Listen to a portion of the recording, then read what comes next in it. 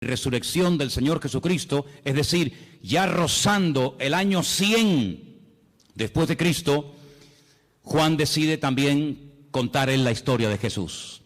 Pero, como dijimos la semana pasada, cuando leíamos y compartíamos el capítulo 1, es un evangelio diferente porque no es un evangelio que va dirigido, por ejemplo, a los judíos. Alguien ha dicho que si un no judío en aquella época le caía en las manos el evangelio según San Mateo, seguramente de entrada se iba a aburrir, porque uno de los juegos, digo entre comillas, favoritos de los judíos es el tema de las genealogías, retroceder en el tiempo, en la historia, y recordar cómo se llamaba su padre, su abuelo, su bisabuelo, su tatarabuelo, y es algo que lo llevan en la sangre, es algo que lo han mamado de pequeño, ¿no? Y en el Evangelio según San Mateo encontramos en el primer capítulo una enorme genealogía que va pues desde los tiempos de Abraham hasta el mismísimo Señor Jesucristo. Pero eso a un gentil, a un griego, le aburriría, no le llamaba para nada la atención. Pero como fue escrito para los judíos, a los judíos eso les fascina, ¿no? Sin embargo, el Evangelio según San Juan, que fue escrito 70 años, como acabo de decir, después de la muerte y resurrección del Señor Jesucristo, es un evangelio que, como vamos a ver ahora ahí en la pantalla dentro de un rato, Juan tiene que seleccionar muy meticulosamente las palabras, porque a estas alturas ya hay más gentiles convertidos que judíos convertidos al cristianismo, o al Mesías, al Señor, ¿no? Por lo tanto, el vocabulario tiene que ser diferente. Porque hay términos que para un judío significan una cosa y para un gentil significan otra o simplemente no significan nada. La palabra Mashiach, Mesías, prácticamente es una palabra inexistente en el Evangelio según San Juan, es una palabra que no aparece mucho.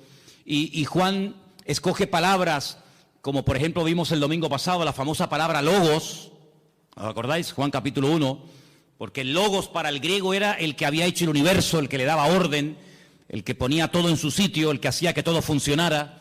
Y entonces él utiliza esa palabra que era muy conocida en el mundo de la filosofía griega y la emplea, y entonces él dice el logos, ese que ustedes llaman el logos, el creador, que no tienen ni idea de lo que están hablando, yo voy a hablar de él.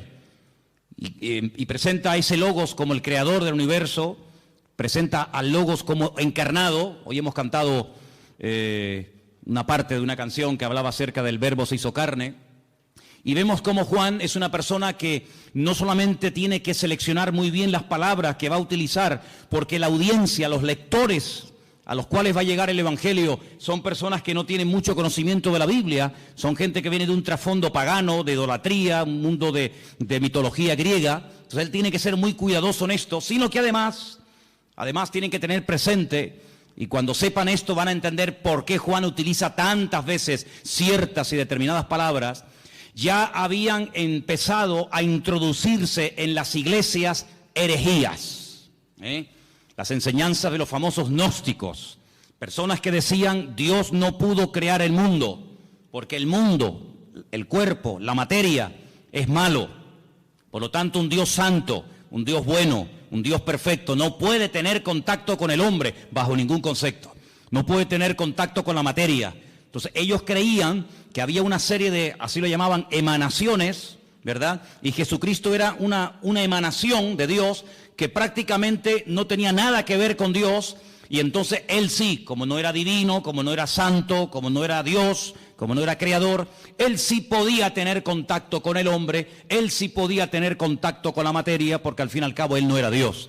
Y eso es lo que algunos gnósticos creían. Otros creían que este mundo, que ellos consideraban que era pecaminoso, malo, el cuerpo era la cárcel del alma, pues ellos decían que este mundo fue creado por los ángeles caídos. Los ángeles caídos fueron arrojados de la presencia del Señor, y como ellos eran tan malos, pero al mismo tiempo eran tan poderosos, pues ellos fueron los que crearon el mundo, los que crearon la materia, etcétera, etcétera. Sí, permítame la expresión, un cacao, un lío terrible que se estaba metiendo dentro de las congregaciones. Para colmo, había otra tendencia, otra herejía que se había metido con mucha fuerza en la iglesia, y era todo lo contrario.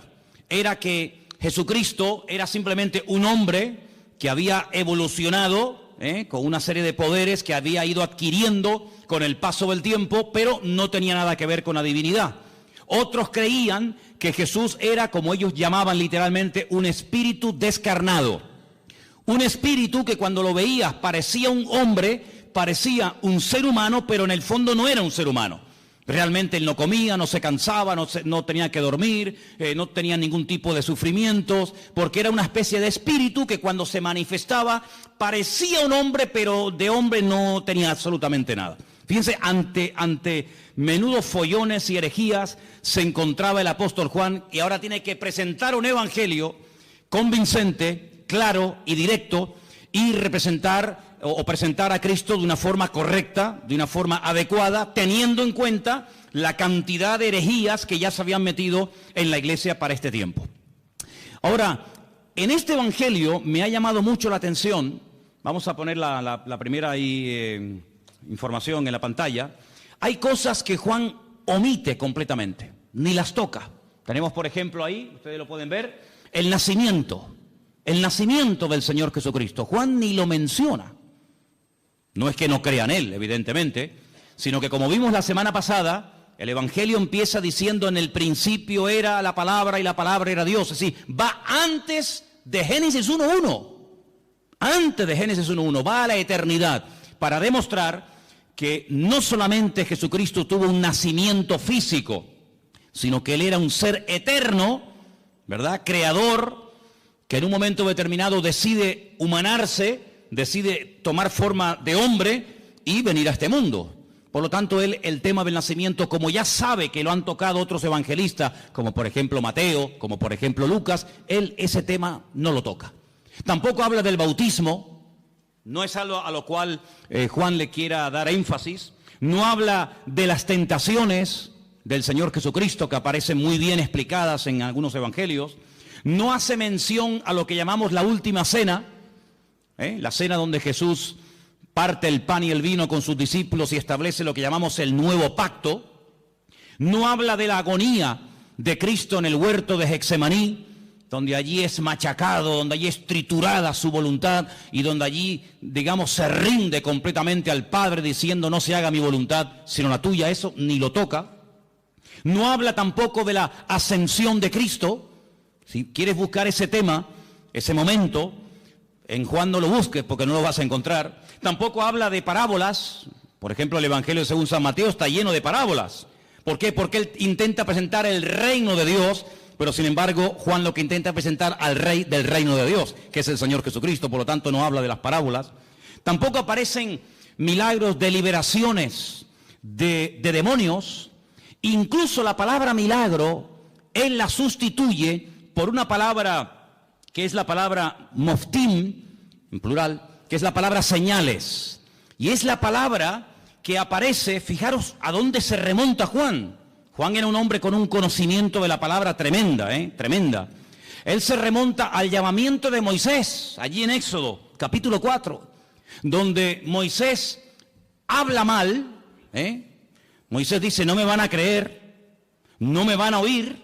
Y entonces el Señor dice: no, yo te estoy diciendo que te van a oír, yo te estoy diciendo que te van a recibir, que tú vas a sacar a mi pueblo y lo vas a traer aquí, y tú estás diciendo que no. Es decir, ¿me estás llevando la contraria? Pues te voy a enseñar lo que le pasa a una persona cuando habla mal. Mete la mano en tu pecho. Metió la mano en el pecho y le saca la hora. Y cuando la sacó, estaba totalmente leprosa. Y se vuelve a meterla. Sácala, ya está limpia. Él se quedó, esa lección se le quedó grabada en su mente, y él se dio cuenta que su propia hermana, María, cuando habló mal de él, le pasó exactamente lo mismo que a él le pasó. Quedó leprosa durante un tiempo por dudar y por hablar mal de los hijos de Israel. ¿Qué te parece? Y no solamente eso, sino que le dice: ¿y ahora qué tienes en tu mano? Dice: tengo una vara. Dice: tírala al suelo, y se convirtió en serpiente. Si le estás dando lugar al enemigo, cada vez que hablas mal. Cógela por la cola y volvió otra vez a convertirse en vara, a convertirse en palo. Estas dos señales no las olvides en tu vida. Cuando vayas a Egipto, muéstrales estas dos señales para que ellos aprendan a hablar y para que sepan lo que puede ocurrir cuando una persona utiliza mal el poder de la lengua y puede darle lugar al enemigo. Así que estas señales, esa palabra moftín, es la misma que utiliza Juan en su evangelio cuando dice que el Señor Jesucristo hizo muchas señales, las cuales no están escritas en este libro. Dejadme que os lea este versículo. Jesús hizo además muchas otras señales en presencia de sus discípulos, las cuales no están escritas en este libro. Él lo dice bien claro. Todo lo que Jesús hizo, todo lo que el Señor enseñó, todos los milagros de Cristo no están escritos en este libro. Pero estas se han escrito para que creáis que Jesús es el Cristo, el Mesías, el Hijo de Dios, y para que creyendo tengáis vida eterna. Así que él emplea la palabra señales, y ahora después hablaremos un poquito de eso. Así que estas cosas que les he mencionado no aparecen en el Evangelio según San Juan, pero mira tú por dónde. Si Juan no hubiera escrito su Evangelio, todas estas cosas que vamos a ver a continuación, la siguiente por favor, nunca sabríamos absolutamente nada de estas cosas que vamos a mencionar ahora, porque no las menciona ni Mateo, ni Marcos, ni Lucas.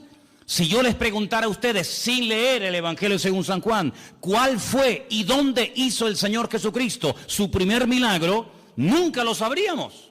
Nunca sabríamos que el primer milagro de Cristo fue en Caná de Galilea, convirtiendo el agua en vino.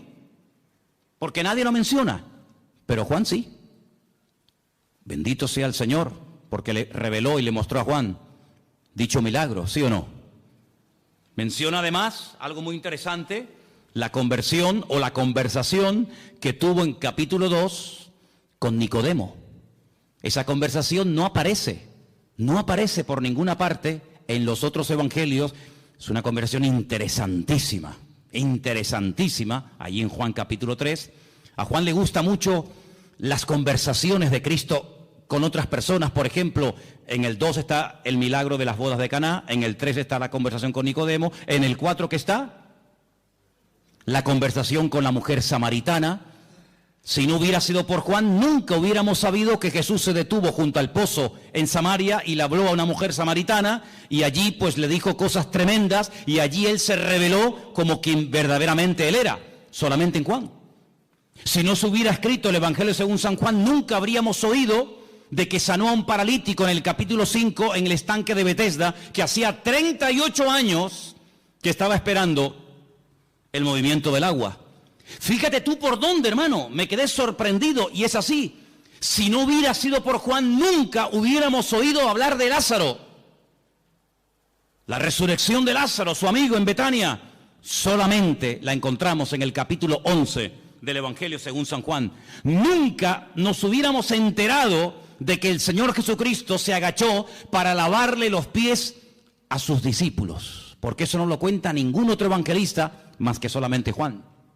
Nunca hubiéramos recibido o tenido una enseñanza que va, fíjate, desde el capítulo 14 hasta el capítulo 17 del Evangelio según San Juan, hablando acerca del ministerio, de las funciones del Espíritu Santo, el bendito Consolador. Por ejemplo, él dijo: no os pongáis tristes, no os dejaré huérfanos, os conviene que yo me vaya, porque si yo no me fuese, el Consolador no vendría. Pero cuando Él venga, porque yo le voy a rogar al Padre que os envíe otro Consolador para que esté con vosotros para siempre, Él me glorificará a mí. Él os guiará a toda la verdad. Él os hará saber lo que ha de venir. Él tomará de lo mío y os lo hará saber a cada uno de vosotros. Él además convencerá al mundo de justicia, de pecado y de juicio. ¿Qué te parece? Una enseñanza profunda del Espíritu Santo solamente en San Juan. Nunca habríamos oído el comentario despectivo, la crítica que Judas hizo cuando vio a una mujer que derramaba sobre él un vaso de alabastro con el nardo puro, aquel perfume. Dice que se llenó toda la casa, y cuando él dice: qué desperdicio tan grande, haber derramado todo este perfume sobre el cuerpo de Jesús, qué desperdicio tan grande. Esto vale más de 300 denarios, un año entero de trabajo total derramado sobre Cristo así, en un momento. Eso aparece en San Juan. Así que es un evangelio que nos da muchísima información, pero es un evangelio diferente. ¿Por qué? No solamente porque cuenta cosas que ningún otro evangelista contó, sino que los demás evangelistas, Mateo, Marcos y Lucas, nos hablan y se centran fundamentalmente en el ministerio de Jesús en el norte del país, en lo que conocemos con el nombre de Galilea. Él se quedó a vivir durante mucho tiempo en Galilea, sobre todo en la ciudad de Capernaum, el pueblo de Naún, y los evangelios, los tres primeros, nos cuentan lo que hacía allí. Pero sin embargo Juan cambia de escenario y comienza a hablarnos de cosas que Cristo hacía en el sur del país, en Judea y sobre todo también en la ciudad de Jerusalén. Ahora, es interesante porque en el propósito del libro que hemos leído esta tarde, Juan reconoce que todo lo que el Señor Jesucristo hizo, nunca ningún autor, ni él mismo, podía haberlo escrito. Hay, por ejemplo, un versículo muy interesante en San Juan, os lo leo, capítulo 21, que dice: hay otras muchas cosas que Jesús hizo. Estamos en el 21-25. Las cuales, si se hubieran escrito una por una, pienso que ni aún en el mundo cabrían los libros que se habrían de escribir. Por lo tanto, el Evangelio según San Juan es un pequeño resumen. No es una obra completa, una enciclopedia de la vida de Cristo, sino es simplemente un pequeño resumen donde él a propósito toma o escoge 7 señales y las va a presentar y nos va a presentar a Cristo de una forma muy completa. Pero una cosa que llama mucho en el Evangelio según San Juan es lo observador y la tremenda memoria que Juan tenía. Hay cosas que se pierden con el tiempo, no nos acordamos de lugares, de nombres, cosas que ocurrieron. Sin embargo, vais a ver que Juan, por ejemplo, yo he hecho una lista de cosas que cuenta Juan que demuestran que tenía una memoria tremenda, pero aparte de tener una memoria tremenda, era un hombre muy observador. Por ejemplo, él dice que cuando aquel niño dio aquellos panes y aquellos peces para dar de comer a aquella multitud, ¿os acordáis del milagro, sí o no? Él dice en su evangelio, y por cierto es el único que lo dice, que aquellos panes eran panes de cebada. Qué curioso, ¿no? Son panes de cebada. No son panes de trigo, no son panes de maíz, no son arepas, ¿no? Sino son panes de cebada. Qué curioso, ¿no? Después dice, por ejemplo, que cuando el Señor en una de las ocasiones calma la tempestad en el mar de Galilea, habían remado 5 kilómetros. Otros evangelistas dicen, después de haber remado un rato, Juan dice, no, un rato no, remamos 5 kilómetros. Qué curioso, ¿no? Después se da cuenta de que en el primer milagro en las bodas de Caná de Galilea, no solamente dice que Jesús dijo llenar las tinajas hasta arriba, sino dice que había 6 tinajas. No dice, bueno, había tinajas, sino las cuenta, porque si no las cuenta, ¿cómo lo sabe? 1, 2, 3, 4, 5, 6 tinajas había llenas de agua que después se convirtieron en vino. Es el único que menciona, fíjate qué detalle tan curioso, esto es una persona muy observadora, pero no solamente observadora, sino que además si no estás allí, tú no te enteras. Porque les quiero decir que el único que se la jugó y que fue valiente y que estuvo al pie de la cruz hasta que murió fue Juan. Y por eso él dice que hay un momento, mientras él está agonizando en la cruz, hay un momento en el que los soldados comienzan a decir, oye, la túnica que lleva puesta este hombre es buenísima. Es una pena romperla en pedazos y un trozo para ti y otro trozo para ti. ¿Por qué no nos rifamos y echamos suertes? Y dice la Biblia que echaron suertes y a uno le tocó y se la llevó. Eso solamente lo cuenta Juan, que se rifaron la ropa del Señor. Después dice que cuando se llevan a ungir a Cristo al sepulcro, algunos dicen que lo envolvieron en una sábana y ya está. Juan dice, no, lo envolvieron en una sábana y le pusieron mirra, le pusieron aloe y había 100 libras entre mirra y aloe para envolver, para ungir el cuerpo del Señor. Es el único que dice que Nicodemo se llevó el cuerpo de Cristo para ungirlo. Es el único que dice que aquella mujer que derramó el vaso de alabastro, el vaso de nardo puro sobre el cuerpo de Jesús, dice que no solamente lo derramó, sino que toda la casa olió al perfume que olía el Señor Jesucristo. Otro detalle muy interesante. Después, por ejemplo, una de las cosas muy interesantes es que él dice que el templo de Jerusalén se tardó 46 años en ser restaurado y decorado por el rey Herodes, el único que lo dice. Es el único que menciona el detalle, muy interesante por cierto, que en Juan capítulo 4 dice que los samaritanos y los judíos como que no se llevaban entre ellos. Había un pique ahí, ni los samaritanos podían ver a los judíos, ni los judíos a los samaritanos. Son detalles muy significativos de un hombre que se fija mucho.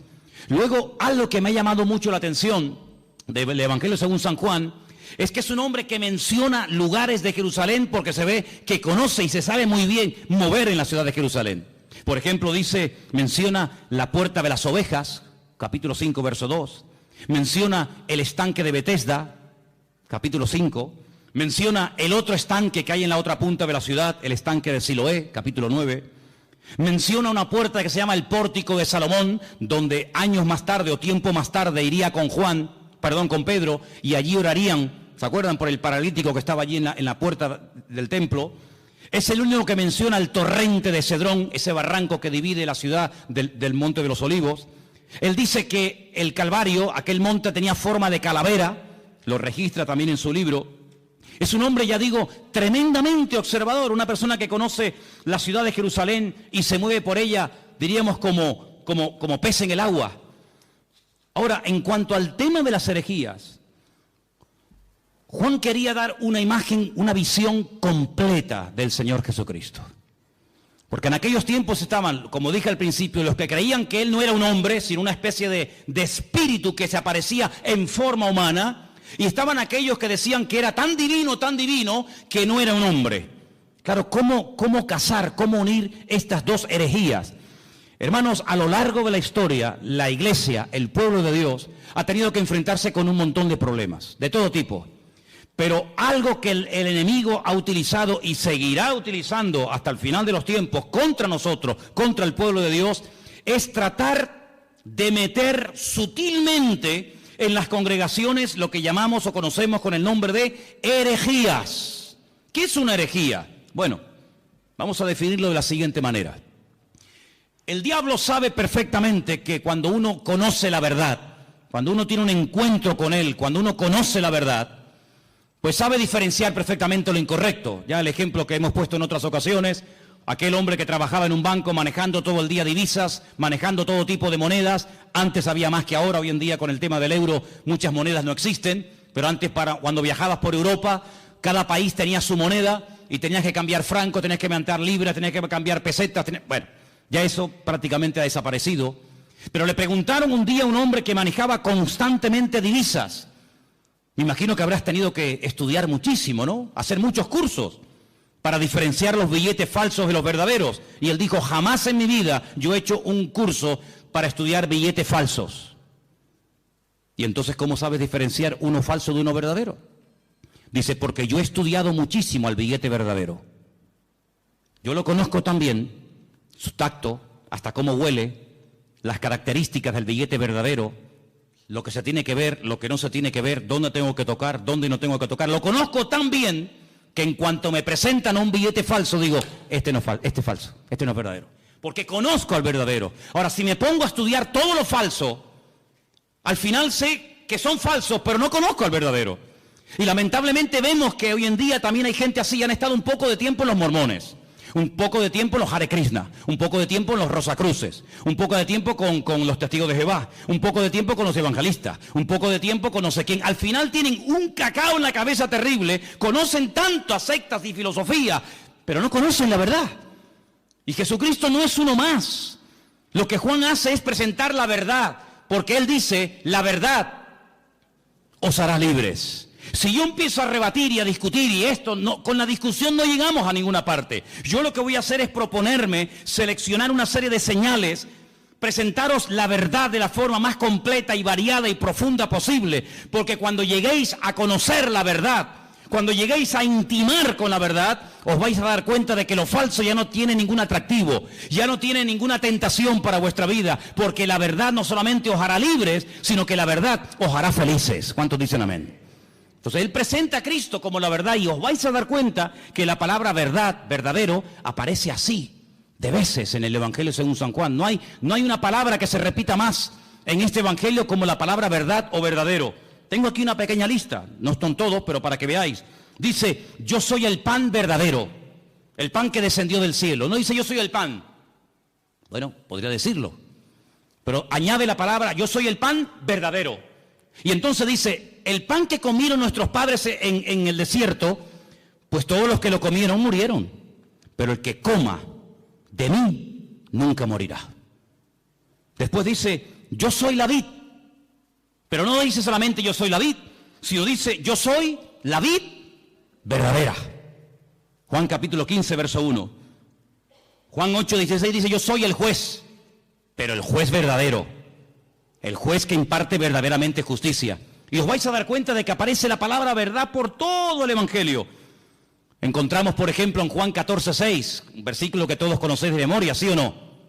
Sí. A ver, ¿qué dice Juan 14, 6? No, ese es 3:16, ese es el 3:16, el 14:6, 14:6. Yo soy el camino, yo soy la verdad y yo soy la vida. Otra vez la palabra verdad, continuamente la verdad, la verdad, la verdad, la verdad. Qué curioso que un día Pilato se le quedó mirando y le dijo, ¿y qué es la verdad? ¿Qué es la verdad? La verdad no es la iglesia evangélica. ¿Sabías eso, no? La verdad no es una secta, una religión. La verdad se llama Jesucristo. La verdad se llama Jesucristo. Y teniendo al Señor, podemos discernir entre la verdad y la mentira. Hay algunas congregaciones donde tal vez enseñan cosas que no son 100% verdad. Por eso el Señor quiere que escudriñemos la verdad, que leamos la Biblia, para que sepamos discernir y sepamos separar lo falso de lo verdadero. El apóstol Pablo le decía a Timoteo, quiero que sepas esto y lo tengas bien presente en tu vida, que dice el Espíritu de Dios que en los últimos tiempos, y lo dice claramente el Espíritu Santo, se meterán dentro de las congregaciones herejías, falsas doctrinas, doctrinas de demonios, que parecerán muy bonitas y muy atractivas. Pero para eso tenemos la palabra, para comprobar en todo momento si lo que en mi iglesia se está predicando es la verdad. Y el día que aquí no se predique la verdad, levántese y váyase. No se quede por amor a mí, no se quede por amor a los niños, no se quede por cariño a la hermana o al hermano tal. No, aquí no estamos para vernos las caras, aquí estamos para crecer y conocer y profundizar en la verdad, porque la verdad es la que nos hace libres. Y si se predica la mentira, pues lo lamento mucho, y aquí no quiero estar ni un minuto de mi tiempo, porque la mentira esclaviza, la mentira es un veneno que le abrimos la puerta y va contaminando nuestra vida. Por lo tanto, compruebe siempre, traiga la Biblia a la iglesia, tome apuntes, escuche los mensajes, y si comprueba que algo no ha sido correcto, que le están enseñando mentiras, que le están manipulando la escritura, no haga caso, sea selectivo en esto. Jesucristo vino para darnos la verdad, para abrir nuestros ojos, y la verdad se puede comprobar, no solamente experimentar, se puede comprobar, y la misma Biblia que yo uso para predicar aquí en el púlpito, la tiene usted, léala, escudriñela, memorízala, y si ve que no coincide con la verdad, aquí tu tiempo se ha terminado, amigo. Estamos en este lugar para crecer en la verdad. ¿Cuántos dicen amén? Ahora, fíjense qué interesante, en el Evangelio según San Juan hay 7 expresiones muy interesantes, que las vamos a ver ahora, pero algo que también hace Juan, no solamente nos presenta a Cristo como el eterno, el creador, el todopoderoso, sino que además nos da ejemplos para que nos demos cuenta que a lo mejor puede haber un creyente, escúchenme bien por favor, puede haber un creyente que no lo entienda todo, pero tenemos que tener paciencia con el que no lo puede entender o aceptar todo. Si yo pusiera, vamos a poner un ejemplo, ¿no? Si tuviéramos este salón ahora mismo dividido en dos, tuviéramos este salón dividido en dos, tenemos en el centro, más o menos, ¿no? Tenemos en el centro una especie de cristal, de prisma, y proyectamos un rayo de luz desde ese lado en dirección al prisma. Todos los que están a mano izquierda verían solamente un rayo de luz, pero todos los que están a mano derecha verían 7, en 7 colores diferentes. Si yo les pregunto a los de la mano izquierda, ¿ustedes qué están viendo? Y me dicen, un rayo de luz. ¿De qué color? Blanca. ¿Seguro que veis uno solo? Contarlo bien, sí, uno solo. Vosotros, hermanos, ¿qué estáis viendo? Pues estamos viendo 7 rayos de 7 colores diferentes. Pero ¿cómo puede ser que unos vean 7 y otros vean 1? ¿Quién está viendo la verdad? Todos. Lo que pasa es que unos están a un lado y otros están a otro lado. Y estos, por estar en un lado, ven más que los que están en otra parte. ¿En qué lado te encuentras de tu relación con el Señor? Hay gente que no ve más allá de lo que ven sus ojos. Y por eso se hunden, por eso se desaniman, porque no ven más allá.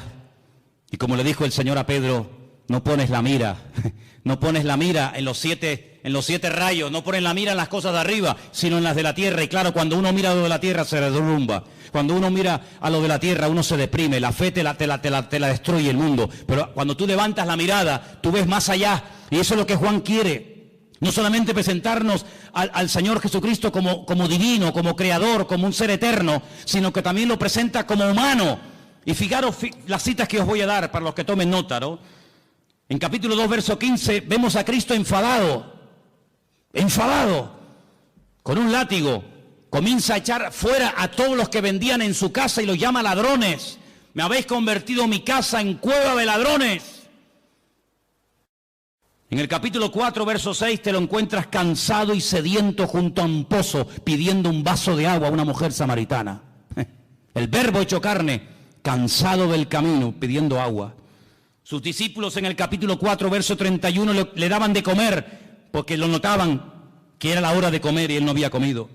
En el capítulo 11, prácticamente todo el capítulo te lo encuentras llorando, quebrantado, emocionado, identificándose con el dolor de haber perdido a un amigo, a un ser querido. En el capítulo 1 y en el capítulo 8, verso 58, te lo encuentras en su preexistencia, Te lo encuentras que él sabe perfectamente lo que tiene la persona. Por eso Cristo no es un hombre que hace muchas preguntas. Ponte un día a hacer un estudio, te animo a que lo hagas. Empieza a buscar en la Biblia cuántas preguntas Cristo hacía. Generalmente muy pocas. Y la pregunta es ¿por qué? ¿Por qué Jesús no preguntaba cosas a la gente? Porque Él tiene todas las respuestas. Porque Él sabe todas las respuestas. Nosotros para saber ciertas cosas tenemos que preguntar, ¿y cómo fue? ¿Y dónde no fue? ¿Y quién estaba? ¿Y quién no estaba? ¿Y estabas tú? ¿No estabas tú? ¿Y fue arriba? ¿Fue abajo? ¿Era de noche? ¿Era de día? Tenemos que hacer muchas preguntas. Él no hace apenas preguntas, porque Él tiene todas las respuestas. Encontramos en el capítulo 17, verso 5, a Jesús. Lo encontramos diciendo que Él tuvo gloria con el Padre. La misma gloria que tenía el Padre, Él la tenía.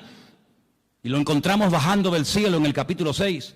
Pero fíjate tú qué interesante.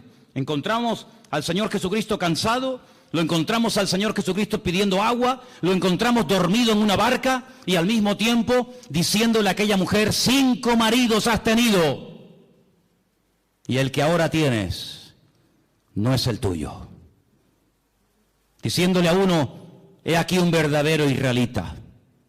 Y le dice, pero si nunca nos hemos visto, dice, yo te vi a ti cuando estabas debajo de la higuera. Y cuando te lo encuentras en el Evangelio según San Juan diciendo, yo soy antes de Abraham. Yo existo antes que Abraham el patriarca. Y le dicen, ¿tú? ¿Pero cómo vas a ser tú antes que Abraham si tú no tienes ni 40 años? Y él les dice, os aseguro que yo soy antes de Abraham. Y yo te digo, no lo dice la Biblia, pero yo también te digo que hasta Abraham habló con el mismísimo Señor Jesucristo. Y el Señor Jesucristo habló con el mismísimo patriarca Abraham. ¿O quién te crees que era Melquisedec? Melquisedec, Melech Tzadik, el rey de justicia, sin genealogía, sin padre, sin madre, sin principio de fin ni de días. Allí estaba el Señor, dándole pan y vino al patriarca Abraham, y el patriarca Abraham dándole los diezmos a Melquisedec, el rey de Salem, el rey de justicia. ¿Qué te parece? Ahora, a lo largo del capítulo, a lo largo del libro del Evangelio según San Juan, encontramos en 7 ocasiones al Señor Jesucristo utilizando la expresión anojí. En hebreo hay 2 formas de decir yo. La habitual, la común, la que se suele utilizar siempre, la que todo el mundo usa es aní. Aní, yo, aní. Pero cuando Dios dice yo, generalmente Él utiliza otro yo que no lo utiliza el ser humano. Es el yo, el pronombre personal, primera persona que utiliza Dios y es anojí. Anojí es yo cuando habla Dios y aní es yo cuando habla un ser humano. En el Evangelio según San Juan encontramos 7 anojí. Juan 6:48, anojí lejen Jaim, yo soy el pan de vida, el pan verdadero. Anojí or haolam, Juan 8:12, yo soy la luz del mundo. Encontramos al Señor diciendo, yo soy la puerta de las ovejas, Juan 10:7. Encontramos en Juan 10:11 diciendo, yo soy el buen pastor. Lo encontramos en Juan 11:25 diciendo, yo soy la resurrección y la vida. Lo encontramos en Juan 14:6 diciendo, yo soy el camino, la verdad y la vida. Y lo encontramos en el 15:1 diciendo, yo soy la vid verdadera. Y todas las veces que dice eso, dice anojí, anojí, anojí. Por eso la gente se quedaba diciendo, pero ¿este qué está diciendo? Hoy en esta iglesia ha habido algo impresionante que a mí me ha impactado muchísimo. Y es que se ha cantado y se ha pronunciado el verdadero nombre de Dios. El nombre que habéis pronunciado esta tarde en esa canción, que después la vamos a cantar al final, otra vez más, es el verdadero nombre de Dios. Y ese nombre tiene que ver con la existencia, tiene que ver con la existencia misma. Nadie le ha dado existencia a Él le da existencia a todas las cosas. Pero hay algo muy interesante en el Evangelio según San Juan, y es que nuevamente aparecen 7 ventanas. Fíjate qué interesante. Se llaman señales. Yo llamo a 7 ventanas a través de las cuales puede ver más allá. Porque algo que tenemos que tener presente, y Juan lo hace de una forma muy sutil, pero muy bien presentada, es que cuando te habla de un milagro, cuando te habla de algo que hace el Señor, Él te deja como en puntos suspensivos para que tú pienses y veas que no solamente es un milagro, algo que ocurre en un momento puntual del tiempo, sino que es una señal, es una forma de indicarte que detrás de ese milagro hay una manifestación de la gloria de Dios. De hecho, hay momentos en los que el Señor Jesucristo dice que los milagros que hacía, no los hacía tanto por la compasión o porque le daba pena al pobrecito paralítico o el pobrecito ciego, sino que la palabra que se emplea en el Evangelio según San Juan detrás de cada señal o milagro es, esto fue hecho, esto se realizó para la gloria de Dios. Porque un milagro no es algo que solamente suple la necesidad en el momento de una persona. Una persona está leprosa, ¿qué quiere? Pues que se sane la lepra. Una persona está poseída por demonios, ¿qué es lo que quiere? Ser libre de esta atadura espiritual. Una persona no ve y Jesús, ¿qué quieres que te haga? Pues quiero ver. O no puedo caminar, levántate y camina. Sino que el Señor va más allá de la necesidad temporal de la persona. Esto lo hago para la gloria de Dios.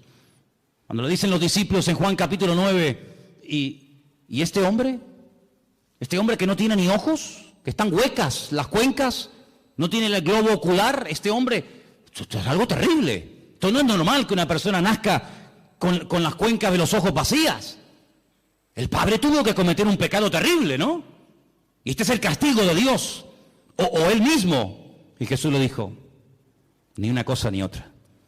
Este hombre nació así, sin posibilidad de ver. Si a este hombre ni operándolo, el mejor oftalmólogo del mundo, no podría devolverle la vista a este hombre, porque este hombre no tiene globo ocular, está hueca, no tiene nada. Yo solamente he visto a un hombre en toda mi vida así. Ciegos hemos visto todos y de vez en cuando pues vemos a algún ciego, pero solamente vi a un hombre en la puerta de Damasco en Jerusalén hace unos cuantos años atrás. Lo vi y me llamó tanto la atención porque tenía la cuenca de los ojos hueca, vacía, no tenía el globo ocular. Así era el problema de este hombre. Y los discípulos nunca habían visto algo semejante. Le dicen, pero ¿qué pecado terrible tuvo que cometer sus antepasados o él para nacer así? Y Jesús dijo, ¿no sabes por qué este hombre ha nacido así? Ya estamos buscando siempre, perdonen las 4 patas a los gastos, ¿no? Que si una maldición, que si un trabajo de hechicería, que si el pecado del abuelo, que si una maldición hereditaria. No, mira, quítense todo ese rollo de la cabeza. ¿Saben? Les voy a decir la verdad. ¿Saben por qué este hombre nació así? Para que se manifieste hoy delante de todos ustedes la gloria de Dios. Entonces, ¿qué hace el Creador? ¿Qué hace el Señor? Coge barro, le hace el globo ocular, como una albondiguilla, ¿no? Se la pone en los ojos y le dice, vete a lavarte al estanque de Siloé, que está en la otra punta, allí bajando el torrente de Cedrón, vete allí a lavarte. El pobrecito va calladito, sin protestar, humilde. Cuando llega al estanque de Siloé, el hombre se quita el barro de los ojos y vuelve viendo. Y los judíos le dicen, pero tú no puedes hacer eso. Hoy es Shabbat, no se puede quebrantar el Shabbat. Y dice, ¿cómo que no? El que me dijo, el que me untó los ojos con barro, él fue el que me dio la orden, discutan con él si quieren. Ese hombre es un pecador, le dicen, es un pecador. ¿Un pecador? Pues menudo pecador, porque ustedes siendo tan santos y tan religiosos, nunca me solucionaron mi problema, y este que ustedes dicen que es un pecador, me ha mandado a lavarme al estanque de Siloé, y regreso viendo. Y nunca, le dice el ciego a estos religiosos, nunca se ha oído en la historia, y se ve que conoce la Biblia, nunca se ha oído en la historia que un pecador, que un hombre malo, le haya dado la vista a un ciego. Y además solamente os digo algo, yo solamente sé que antes era un ciego y que ahora veo. Y llaman a los padres y entrevistan a los padres, le dicen, ¿este es vuestro hijo? Dice, sí. Dice, ¿cómo recobró la vista? Y los padres dicen, no sé, pregúntenle a él tiene edad suficiente, tiene 40 años, pregúntenle a él. Y ahí empieza un tira y una floja, que si sí, que si no, que si se puede, que si no se puede. Hermano, el cumplimiento de un mandamiento no evita o no nos impide que cumplamos otros. Si yo por cumplir con un mandamiento me olvido de que la Biblia no solamente tiene uno, sino tiene cientos de mandamientos, estoy cometiendo una gravísima equivocación. Estoy haciendo un sobreénfasis sobre algo que ni siquiera prohíbe la Biblia. Y este hombre al final, con un humor tremendo, le dice, ¿será que me estáis preguntando tantas cosas porque también ustedes se quieren convertir en discípulos de él? Y le dicen, nosotros no tenemos necesidad de convertirnos ni ser discípulos de nadie. Y lo echaron de la sinagoga, dice la Biblia. Lo echaron. Claro, cada vez que lo veían en el culto, amigo, era un testimonio. Y Jesús se lo encuentra al día siguiente, le dice, ¿qué te pasó? Y le dice que me echaron de la sinagoga. No me dejan congregarme. Se enfadaron contigo. Y le dice Jesús, ¿tú crees en el Hijo del Hombre? ¿Tú crees en el Mesías? Dice, ¿y quién es ese? Dice, yo, el que estoy hablando contigo. Dice, claro, Señor, ¿cómo no voy a creer en ti? Increíble, ¿eh? Todo esto lo cuenta San Juan. Si no fuera por este hombre, si no fuera por este evangelio, nos hubiéramos perdido cosas tremendas. Pero sobre todo algo que me llama la atención, que yo creo que Juan lo hizo a propósito. Lo dejó para el final, y quiero que lo leamos en esta tarde, es el capítulo 21, donde se produce algo que ni Mateo, ni Marcos, ni Lucas jamás contaron. Yo no sé si les dio vergüenza o por respeto, no lo sé, pero nunca fueron capaces de tocar este tema. Pero otra vez encontramos una característica típica del Evangelio según San Juan, y son las conversaciones que tiene con distintas personas. Lo vimos hablando con la samaritana, lo vimos hablando con Nicodemo, y ahora vamos a ver a Jesús en el capítulo 21, casi al final del libro, hablando con un discípulo. Capítulo 21, Jesús se aparece a sus discípulos. Qué interesante. Después de esto, Jesús se manifestó otra vez a sus discípulos junto al mar de Tiberias, y se manifestó de esta manera. Qué interesante, ¿no? Estaban juntos, cuenten, Simón Pedro, Tomás el Didimo. ¿Qué significa el Didimo? ¿O el Dídimo? ¿Qué significa? Significa el gemelo. Tomás era hermano gemelo de otro. Natanael, el que era de Caná de Galilea. Los hijos de Zebedeo, hijos, hablan plural. ¿Quiénes eran? Juan y Santiago.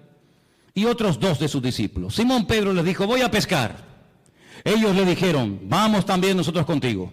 Fueron y entraron en una barca, y aquella noche no pescaron nada. Nada. Toda la noche, para arriba, para abajo, echa la red aquí, echa la red, nada.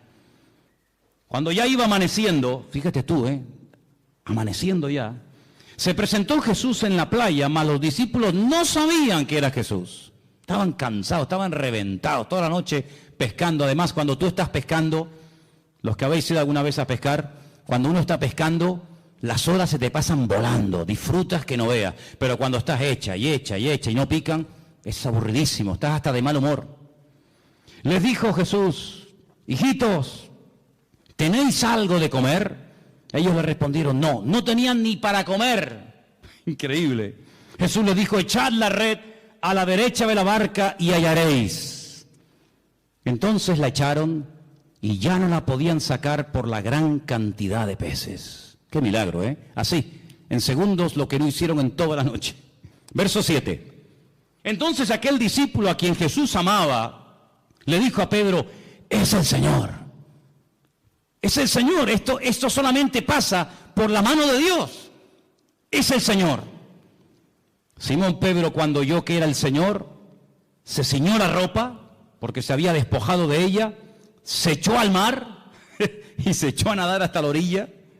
Y otros de sus discípulos vinieron con la barca arrastrando la red de peces, pues no distaban de tierra sino como unos 200 codos. Y al descender a tierra, vieron brasas puestas y un pez encima de ellas y pan. ¿Se han preguntado alguna vez, ¿y de dónde sacó el Señor este pez? No tenía red, no tenía caña. El Señor no necesita nada de esto. Seguramente le habrá dicho a uno, para el fuego. Y hace, no hay problema. Jesús le dijo, traed de los peces que acabáis de pescar. Y fíjate qué curioso, otra vez lo que dije al principio, qué observador es este hombre. Otro hubiese dicho, había un montón de peces, Manolo, un montón, pero fíjate lo que dice Juan. Subió Simón Pedro y sacó la red a tierra llena de grandes peces, y podía haber puesto el punto y ya está. Pero Juan dice, no, la red estaba llena, y Juan los tuvo que contar, hermanos. Tuvo que fijarse, porque si no, o esto es una mentira, o de dónde sacó este dato. Es que él estaba allí, y él dice, la red estaba llena, pero había 153, y aún siendo tantos, la red no se rompió. Recuerda que el versículo 11 dice, grandes peces, 153. Bueno, ¿y por qué no fueron 205, 89, 34? ¿Por qué 153? ¿Y por qué lo dice? ¿Será que esto es una forma de rellenar un texto? Siempre hemos dicho y hemos enseñado que en la Biblia no sobra nada. Amén, hermanos. Todo tiene una razón, todo tiene una explicación. El idioma hebreo es alfanumérico. Las letras son números, los números son letras. Juan hace así y dice 153. Juan es judío, Juan no es canario, no es alemán, no es latinoamericano. Juan es judío. Juan ve letras y al momento ve números. Ve números y ve letras, es la mentalidad, está en el chip del cerebro del judío. El judío hace así y ve una palabra y sabe cuánto suma la palabra, porque cada letra es un número y cada número es una letra. Y él en San Juan, en el libro del Apocalipsis, no me voy del tema, pero solamente un ejemplo. En el libro del Apocalipsis, él dice, cuidado hermanos, aquí hay sabiduría, el que lee, entienda. Os voy a dar un dato en clave, pero ustedes que saben lo que estoy diciendo me van a entender. Cuando venga el anticristo, cuando venga ese hombre perverso, su nombre o el número de su nombre es 666, 666. Claro, hay muchos nombres que coinciden. Por ejemplo, otro día cuando les comentaba el tema, cuando decide Shechem ben Hamor, Siquén hijo de Amor, suma 666, curiosamente.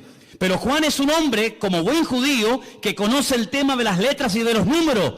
Y él te está dando el valor numérico del nombre de ese político de los últimos tiempos. Pero ahora, volviendo a Juan 21, te dice 153. Y al momento él sabe lo que significa 153. Claro, el que no sabe esto, vos dices, bueno, pues 153, no, espérate.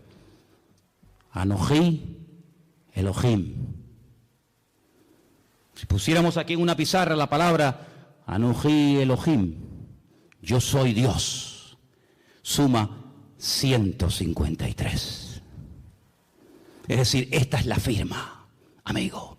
Cuando ves un cuadro, dices, qué hermoso. A ver, Picasso. ¿Quién hizo este cuadro? Goya. ¿Quién produjo este milagro? Así, en segundos, lo que no pudimos hacer en toda la noche, 153. ¿Quién hizo esto? Anojí, Elohim, yo soy Dios, yo soy el Todopoderoso. ¿Cuántos dicen amén? No se te pone el cuerpo, mi madre, ay Señor. Les dijo, venid, coman. Ya saben quién ha hecho esto. Aní Elohim, Elohim. Le dice a sus discípulos, o sus discípulos no se atrevían a preguntarle, ¿y tú quién eres? ¿Tú quién eres? ¿Se acuerdan que una vez en la barca, cuando calmó el viento y la tempestad, se empezaron a preguntar unos a otros y dice, ¿quién es este? ¿Quién es? Porque habla muy bien, obra de maravilla, sana enfermos, pero ya calmar un mar en tempestad, eso es algo que nos vuelve locos. ¿Quién es este? Y ahora dicen, ¿quién es? Pero no se atrevían, porque sabían que era el Señor. Vino pues Jesús, tomó el pan, lo dio, asimismo el pescado. Esta era la tercera vez que Jesús se manifestaba a sus discípulos, después de haber resucitado de los muertos. Ahora ya están a gusto, ya están las barrigas llenas, ya han comido. Y ahora Jesús le dice a Pedro, Pedro, ven un momento, ven. ¿Cuántos había? Por eso le dije, cuenten cuántos discípulos hay. Había un montón, había un montón. Pero ahora solamente le dice a Pedro, a Simón, Pedro, Simón, ven. Simón es Shishon, viene del verbo lishtot, que significa escuchar. Shema, Simón, ven, escúchame un momento. Escuchar es obedecer, escuchar es interiorizar. Shishon, ven para acá. Simón, hijo de quién? De Jonás. Es una contradicción. Tienes un nombre, Pedro, tienes un nombre que es una guerra, llevas una guerra. Shishon, el que escucha a Dios. Y Jonás, el profeta rebelde. ¿Cómo puede ser que por un lado oiga y por otro lado seas un rebelde? Ven para acá, Pedro, esto no puede ser así. Hay un divorcio, ahí hay una falta de equilibrio en tu vida. Y le dice, Simón, hijo de Jonás, ¿tú me amas más que estos? Y le dice, sí, Señor, sí. ¿Tú sabes que te amo? Y le dice, apacienta mis corderos. Ahora, el Evangelio según San Juan nos llegó a nosotros escrito en griego. En el griego hay 3 palabras para definir la palabra amor. Ágape, eros y fileo. En el texto griego se aprecia lo que en español, no sé en alemán, pero en español no se aprecia. En español es me amas y me amas. Y la respuesta es tú sabes que te amo, tú sabes que te amo, tú sabes que te amo. No notas ahí un juego de palabras, pero aquí hay mucho más que eso. Jesús le dice, Simón Pedro, ¿tú me agapeas? Y Simón Pedro le responde, sí Señor, yo te fileo. No, yo no te estoy preguntando eso. Yo te estoy